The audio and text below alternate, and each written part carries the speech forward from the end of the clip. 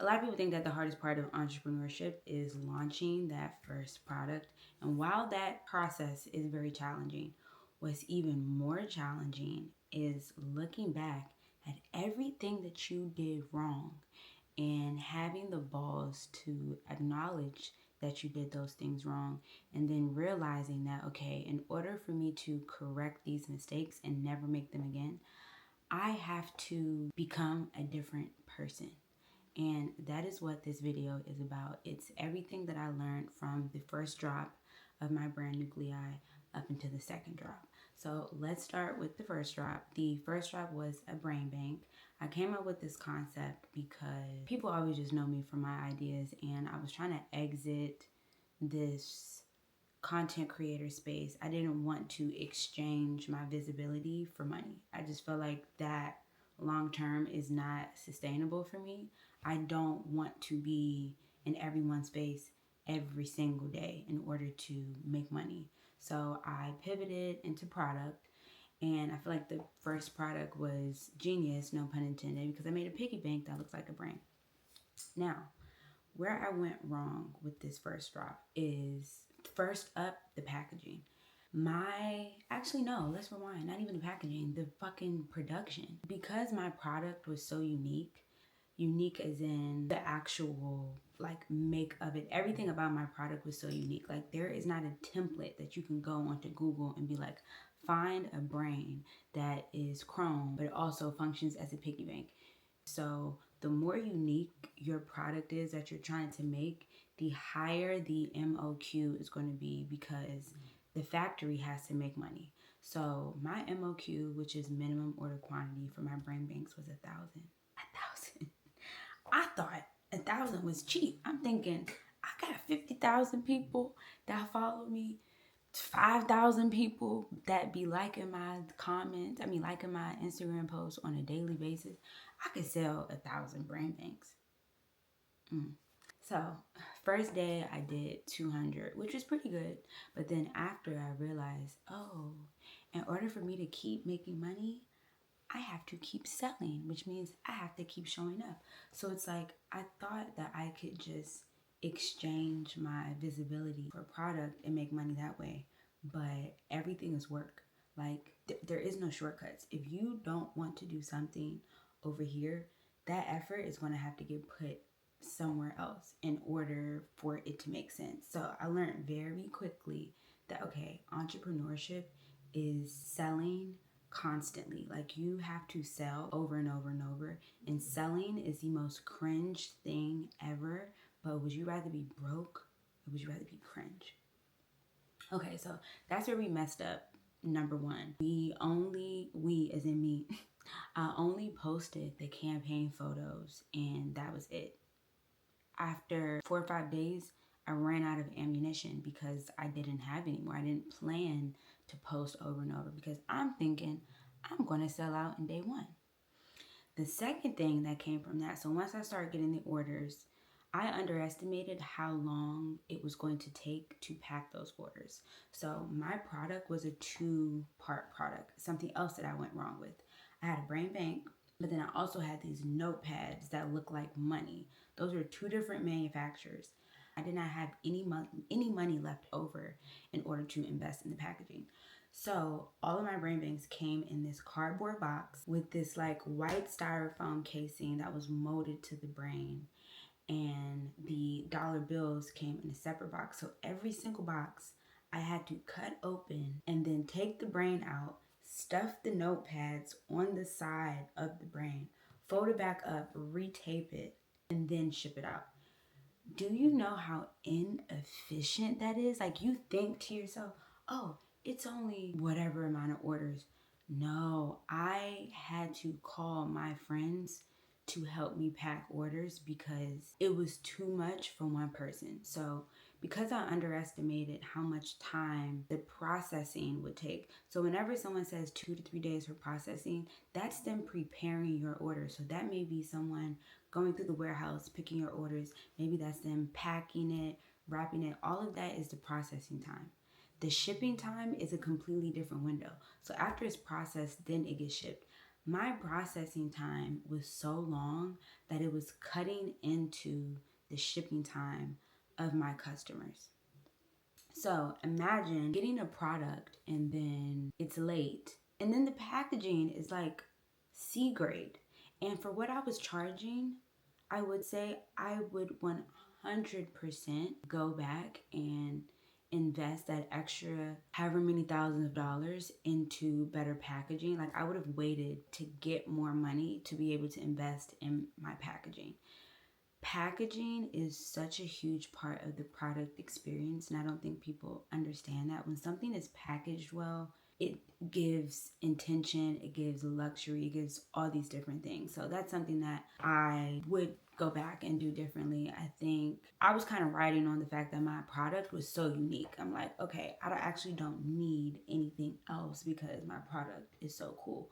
Wrong. Anytime someone parts ways with their money, they are going to have a certain level of expectation regardless of how much it is. And if your product is more money, best believe their expectation is going to be higher. I feel like I disappointed maybe 15% of my customers. And to me, that is too high of a number. So what I did was, with this second drop, I was like, you know what we're going to do? We are going to make sure that the packaging is good. The processing time is a max of like 2 days, and the shipping is 2 days. I want to restore my trust within my customers with this go around. And I feel like it's working. The packaging also affected people wanting to post it, because I think you have to also realize that your customers is your marketing team. Like, the people that purchase your stuff and the people that use it, post about it, they are essentially your influencers. So just look at it like that. Like, these people are paying to be your influencer. Why not give them the best experience ever? I had a bad rollout this go around. I wanted to release the calendar in January because the calendar started in January, but production always add in like an extra 4 to 6 weeks, because production literally is designed to fuck your life over as a business owner. Production never goes as planned, and there's really nothing you can do about it because you need the product. So what you gonna do? Yell at the manufacturers and then they're not gonna care about your stuff? No, you have to just be patient. So once I realized that January was no longer feasible for me, I pivoted my campaign to be more Black History focused, instead of it just being a calendar that just happens to be for Black History. I made Black History the focal point and then the calendar second. So we pivoted and we did this commercial. I was watching this video of James Baldwin, Nikki Giovanni, and I was playing it. This was around December, and I was playing it just because I love listening to interviews and stuff while I'm working. I heard him say this quote, and it just stood out to me so much. And hearing that quote is what inspired my entire commercial. I knew I wanted a montage. I knew I wanted it to feel very like documentary like, and I didn't want it to feel like content. I wanted it to feel like a story and a message and a mission and a purpose. I wanted it to feel really, really, really big. So we created that commercial. Shout out to Aisha. She killed it. And I picked dates that stood out to me that were in the calendar. And we had this Schoolboy Q beat in the back. And I remember launching it, and everybody was like, yo, like, this video is so fire. SZA actually ended up posting the video on her story. I think the video's at like 500,000 views right now. Let me go see. Yes, 465,000 views. And I am a creator with 90.6 thousand followers. That just goes to show you, when something is good, it will travel. People will share it. People will engage with it.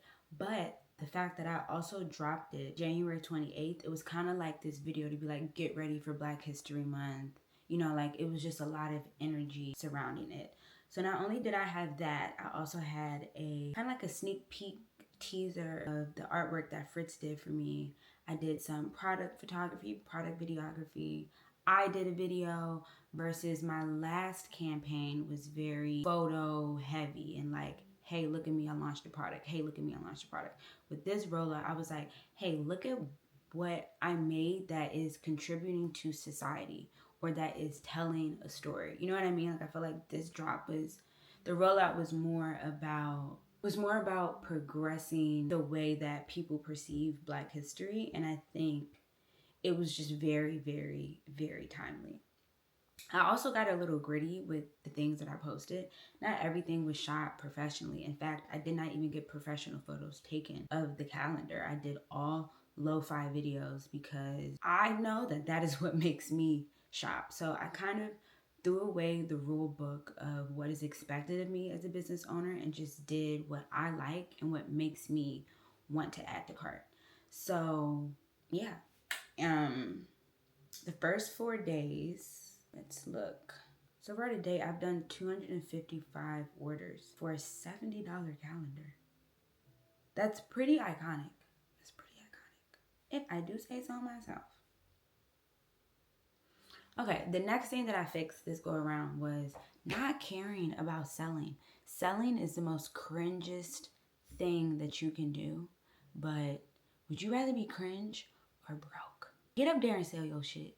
I got up there on my phone. I put my phone up. I was like, look, this is the calendar. These are the pages. It's coming out this day. People don't care like you think that they care. Like, and the people that do care ain't buying. So that's what I had to realize. And that's what I learned to go around. And realizing that made me feel much more confident going into this launch. And I'm just so happy that I just said,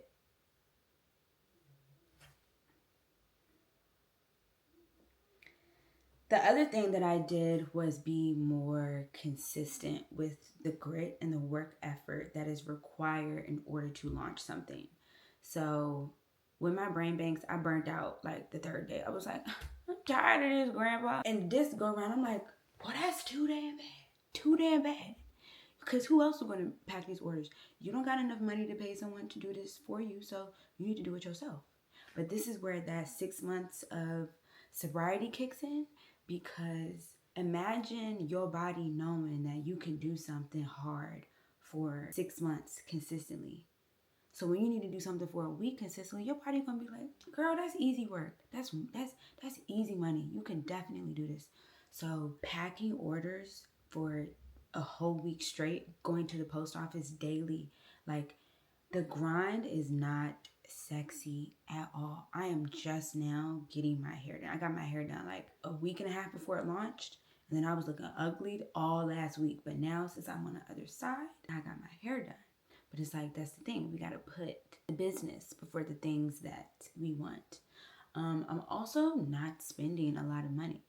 Every single dime that I am making from this product launch, I'm reinvesting back into my next product launch and my next launch and my next launch. I love this momentum that I am experiencing and this journey that I'm on. And I really believe that everyone should sell something at least once in their life, something that they have made and created on their own, just to experience what autonomy feels like. I think autonomy is the most addictive feeling in the world. And most people say it's sex or it's money. No, I think it's autonomy. Money buys you autonomy. And with autonomy, you can do whatever it is that you want. Once you know that you can do whatever it is that you want, you're going to look at people and things telling you that you can't do whatever you want. Like, you know the fuck you talking to? Like, be fucking for real. Be fucking for real. So that's what everything taught me about this drop. And I hope this video helped you in some way, shape, or form. I want there to be more creative entrepreneurs. If you are an aspiring business owner, you have any questions for me, drop them below. Or even if you aren't aspiring, maybe you already do, maybe you already have a business and you have some things that you would want to share, please feel free to add those in the comments below as well. I want everything to feel like one big creative community. Yeah.